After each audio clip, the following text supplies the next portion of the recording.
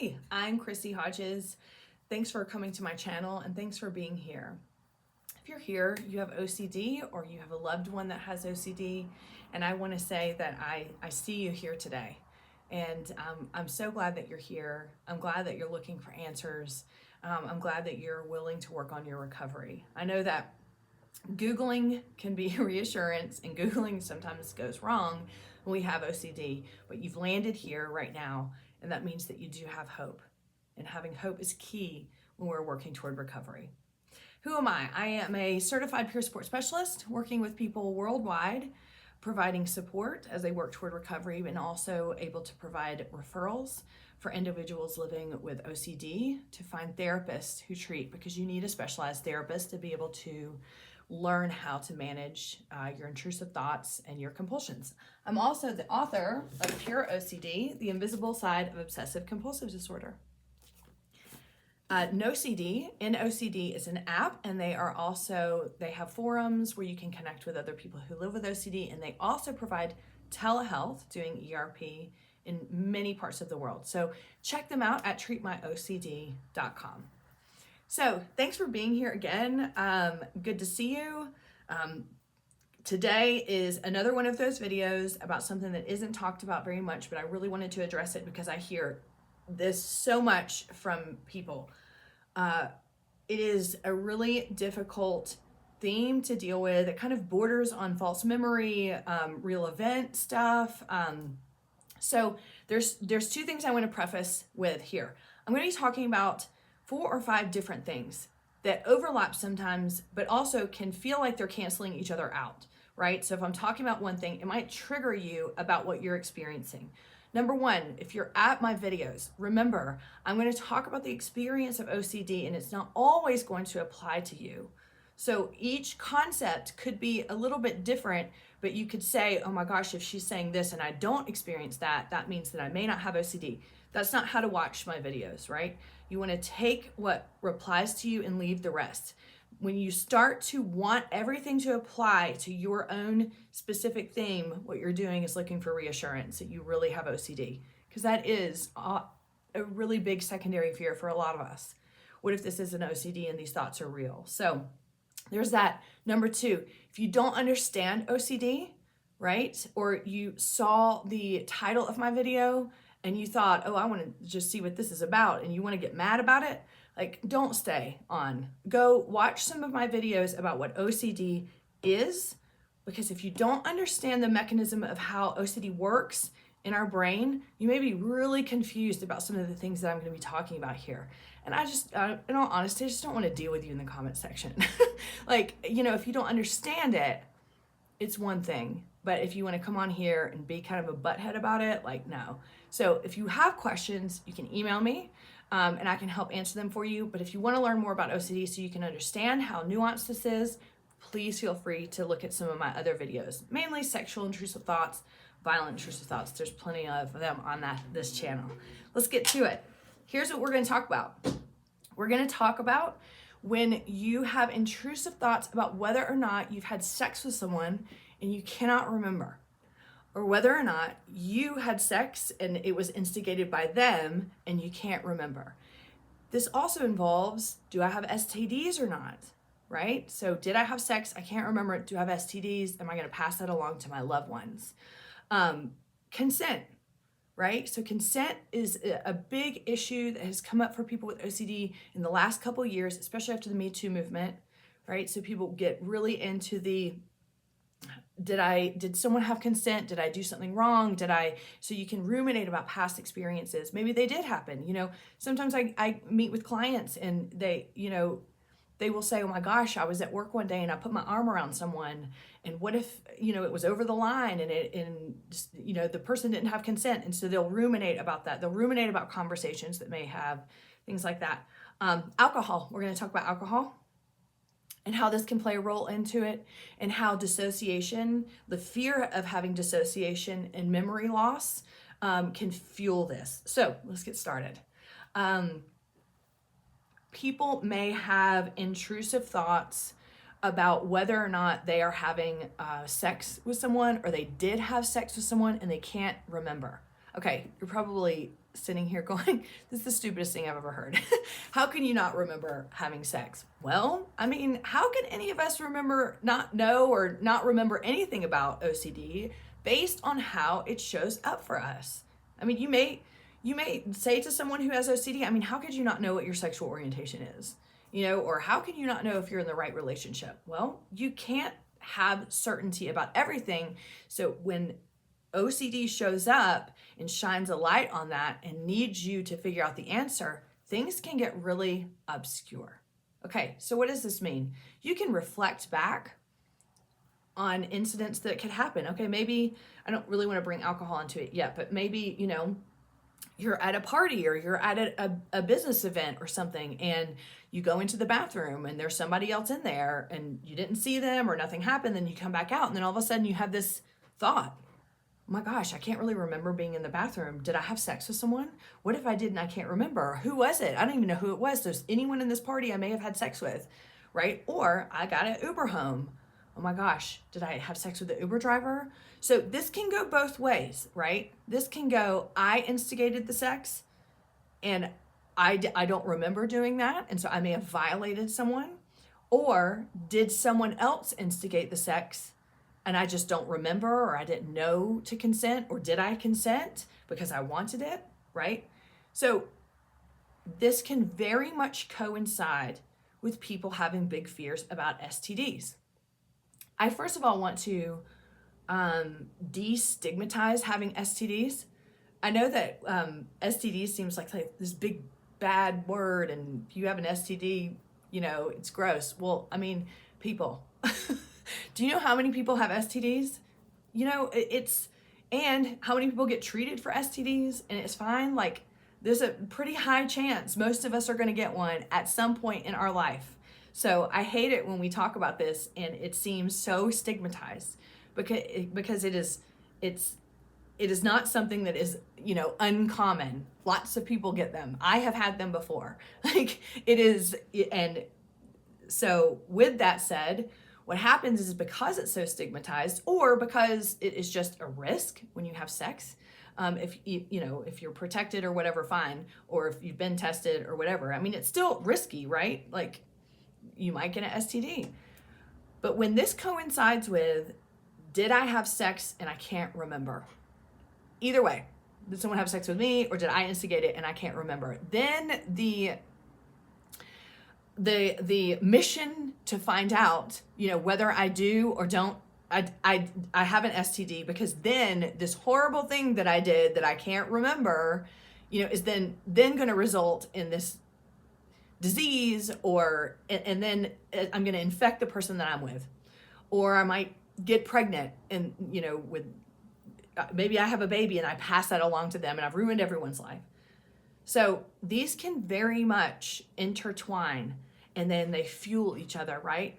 And of course, as we know, what this does also is it just really impacts our self-esteem. It really impacts our ability to see ourselves, in a positive light, because then you can go down that spiral of, but if I did have sex with someone and I can't remember, then how many other times have I done that? And what kind of person this and what kind of person that, blah, blah, you know how it is. The consent piece gets very much mixed up in all that. Like I was saying earlier, and I'll elaborate a little bit further, when the Me Too movement came out, and just to be clear, I think it is amazing that we are speaking out more about when non-consensual sex is brought to light. I am not at all, I 100% believe that forcing someone to have sex is absolutely wrong, or anything like that. But when the Me Too movement came out and lots of people were getting exposed of really horrible things that they have done, it triggered a lot of people who had OCD. People started to mentally review interactions that they had, mentally review relationships they had. Did someone say no when they really said yes? You could get confused. This is where we start to have like false memory stuff, right? And so did they really? Did they look like they wanted to have sex? Did I want to have sex and then this person forced me to? So it can get very muddy. because when you're looking back, as we know, and we've talked about this before on videos, when you're looking back, you're not remembering something accurately, right? You're remembering the memory. And so when you're needing that reassurance, when you're needing that certainty, it is not going to be there. Okay, so then the consent piece can get very ugly, and you might do things like you might start contacting some of your exes and being like, hey, did we have consent or this or that? And yeah, it might make you feel okay for a little bit, but this is looking for reassurance. And when there is a degree of uncertainty around these things, that reassurance eventually isn't going to help. So when you are having these intrusive thoughts about, did I have sex or, with someone and I don't remember it, that can call the consent into question. Okay. So did I have sex with someone and I can't remember it? And was it consensual? And you know what it does is that there's two ways to feel like shit about that. Like the first one would be like, then I had sex with someone and they didn't consent, and so I'm an asshole, right? Or then the other one, would be I had sex and I didn't consent, and so I'm the asshole, and I'm just an asshole in general for having sex and not being able to remember it. So see the spiral? Yeah. So this is a tough one. I also want to say this is also tough for people because when you are experiencing this and you're telling people about it, you feel nuts saying it out loud. You know what I mean? You feel like, I know I didn't have sex with that Uber driver. Like, right? I know I would remember. I know I didn't. But the fact that I can't all the way know means there's some sort of doubt there, and it is making me nuts. And so, but then the shame of having to talk about this with a therapist even, or with other people, and it can go into any realm. So did I molest a child when we were, when I was out and there were kids there and I was holding the child? Did I molest a child and I didn't know it? Now do I need to ask the parent if the child's okay? Things like that. So these things get very murky. They get muddled up in your head, and when you can't remember the memory, right? But right? But then it's the what if. You feel like you are going insane. So this is a really, really hard theme for people. And it's very sensitive. And it's not something that we want to just look at and be like, whatever, you would remember. No, I mean, you're not looking for the memory, you're looking for the certainty. And so that's how it applies to every other theme, right? I know I'm not a murderer, but that doesn't mean that I might not have intrusive thoughts about harm, and that they feel so real that I would think that there's some seed of doubt in there somewhere. I'm thinking about it this much. Why would I think about it this much if it wasn't real? Okay? So it's very much the same. It's just a really tough. And it also, when it involves like a partner or someone, that's when it can really feel shameful, because then did I cheat on my partner? I love my partner. Why would I even do that? And what if I did? Then I'm going to lose everything. And it just goes down that spiral. 2 more things I want to talk about. Alcohol. People, I need to do a separate video on this, on alcohol too. I need to start talking about it more, because a lot of people who have OCD struggle with alcohol.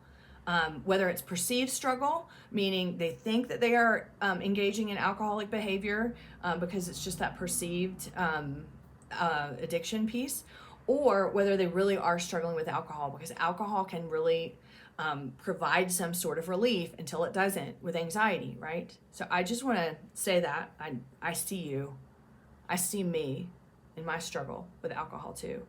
And I promise I'll keep talking about this more in videos, but for today, alcohol plays a huge role, can play a huge role in this particular theme. Why? I mean, we think about alcohol, we drink alcohol, our inhibitions come down. We may think, what if I drink too much and I black out? So it just adds that extra little element that the next day, upon reflection and mental review, you might just think like, what the fuck? Like, can I remember? Did I? And then you have this whole shame cycle of regret about what you may or may not have done because of the alcohol that you chose to drink. So what happens here is that people who may really like to go out, who may really like to have a glass or 2 of wine at home or beer or whatever, they won't do it. They're giving up that part of their life, not because it's causing trouble in their life.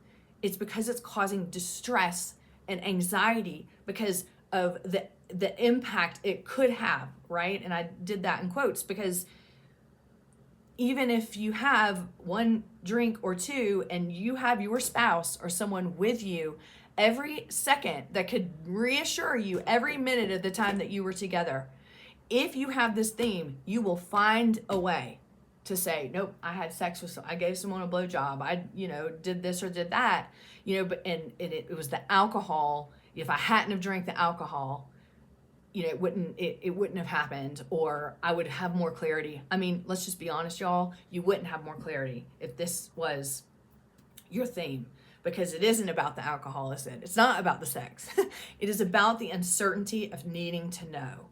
Okay, and sometimes people will go to extremes. They will film or record themselves the whole time they are out doing something to make sure that nothing bad happened. This is when you get to a point where you just feel like you start feeling helpless. You start feeling just sad and angry that and then you start to think, I just can't trust myself and this is how it has to be.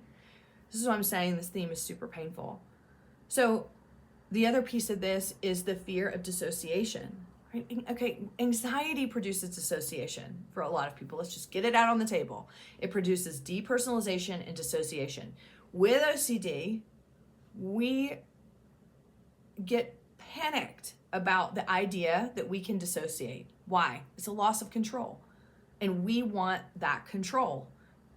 And so when we think about if dissociation can happen with anxiety, what if I dissociated?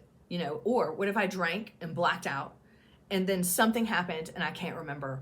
Or something happened and I can remember, but I can't remember exactly what it was. Or if I did do something, let's say, you get drunk and you make out with somebody at the bar, or you kiss somebody or whatever.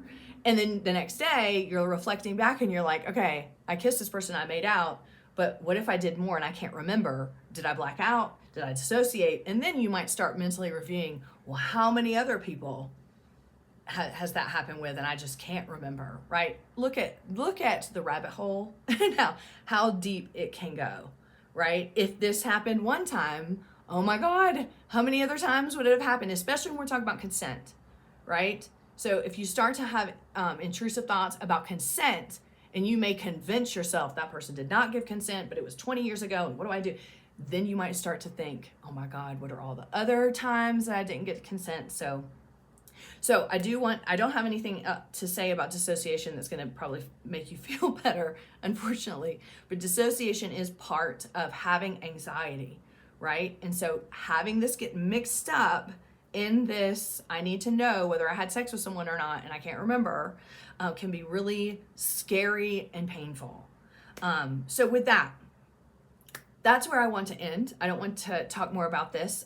Again, this is a really tough theme and it feels very different than you can think that it feels very different than other themes, especially if someone else is involved, right?